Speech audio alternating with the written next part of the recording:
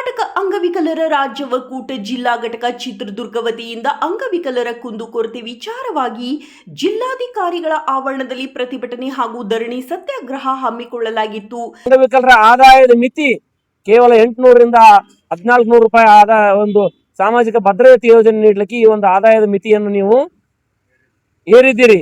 ಹಾಗಾಗಿ ದಯವಿಟ್ಟು ನೀವು ಈ ಆದಾಯದ ಮಿತಿಯನ್ನು ಹಿಂದೆ ತಗೊಳ್ಬೇಕಂದ್ರೆ ನಿಮ್ಮ ಮೊಬೈಲ್ ಬಿಲ್ಗಿಂತ ಕೀಳಾಯ್ತಾ ನಮ್ಮ ಜೀವನ, ನಿಮ್ಮ ಶಾಸಕರ ದೂರವಾಣಿ ಸಂಪರ್ಕದ ಬಿಲ್ಗಿಂತಲೂ ನಮ್ಮ ಜೀವನವು ಕೀಳಾಯ್ತಾ ಅನ್ನುವಂಥದ್ದು ನಮ್ಮ ಒಂದು ಅಭಿಪ್ರಾಯ.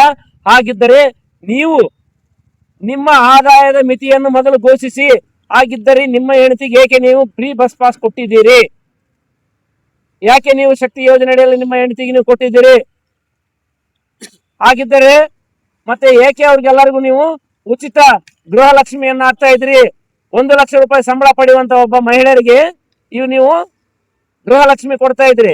ನಾವು ಕಾಲು ಕೈ ಕಣ್ಣಿಲ್ದಿರುವಂತವ್ರಿಗೆ ಸಾಮಾಜಿಕ ಭದ್ರತೆ ನೀಡಲಿಕ್ಕೆ ಈಗಾಗಲೇ ಸುಪ್ರೀಂ ಮತ್ತು ಹೈಕೋರ್ಟ್ ಆದೇಶ ಇದೆ, ವಿಶೇಷವಾಗಿ ಪರಿಗಣಿಸಬೇಕು ಅಂಗವಿಕಲರನ್ನ ಅಂತೇಳಿ ಸುಮಾರು ಆದೇಶಗಳು ಇದಾವೆ.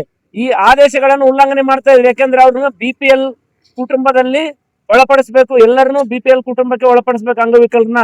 ಅವ್ರಿಗೆ ಕೆಲವು ಯೋಜನೆಗಳಿಗೆ ಆದಾಯ ಮಿತಿಯನ್ನು ಏರ್ಬಾರ್ದಂತ ಗೈಡ್ಲೈನ್ ಇದೆ. ಆ ಗೈಡ್ಲೈನ್ ಓದ್ಲಿಕ್ಕೆ ನಿಮಗೆ ಕಣ್ಣು ಕಾಣಿಸಲ್ವಾ, ಅಥವಾ ನಿಮ್ಗೇನಾದ್ರೂ ಜ್ಞಾನ ಇಲ್ವಾ ಅನ್ನುವಂತ ಒಂದು ಸಂದೇಶವನ್ನು ಈ ಸಂದರ್ಭದಲ್ಲಿ ಹೇಳಕ್ಕೆ ಇಷ್ಟಪಡ್ತಾ ಇದ್ದೀನಿ. ಯಾರು ಎದುರಬೇಕಾಗಿಲ್ಲ, ಯಾರಿಗೂ ಎದುರುವಂತ ಅವಶ್ಯಕತೆ ಇಲ್ಲ. ಇದು ನನ್ನ ಹಕ್ಕು.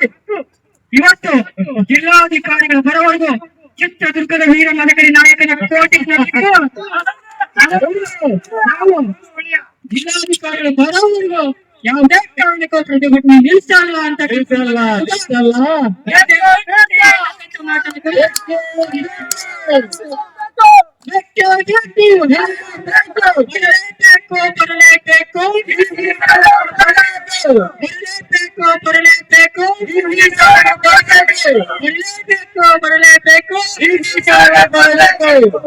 ರಾಜ್ಯ ವಿಕಲಚೇತನರ ಒಕ್ಕೂಟಕ್ಕೆ, ವಿಕಲಚೇತನರ ಒಕ್ಕೂಟಕ್ಕೆ ಬರಲೇಬೇಕು. ಜಿಲ್ಲಾಧಿಕಾರಿಗಳು ಬರಲೇಬೇಕು ಅಂತ, ಜಿಲ್ಲಾಧಿಕಾರಿಗಳು ಬರಲೇಬೇಕು. ಬರಲೇಬೇಕು.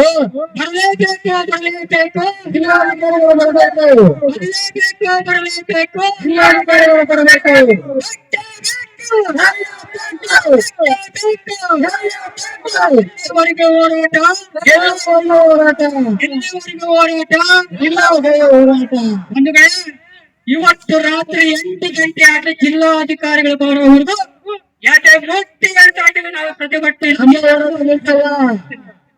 ಇವತ್ತು ಸ್ವಾಮಿ ನಾವು ಏನ್ ದಿನ ಕೇಳಲ್ಲ, ಒಂದು ಸಾರಿ ಆದ್ರೆ ನಮ್ಮ ಕೂಗನ್ನು ಕೇಳಿ ನಿಮ್ಮ ಮುಖವಾದ್ರೂ ತೋರಿಸಿ ಅಂತಕ್ಕಂಥ ಮಾತನ್ನು ಕೂಡ ನಾವು ಹೇಳ್ತಾ ಇದ್ದೀವಿ ಮೂಲಕ ಕೇಳ್ಕೊಂಡು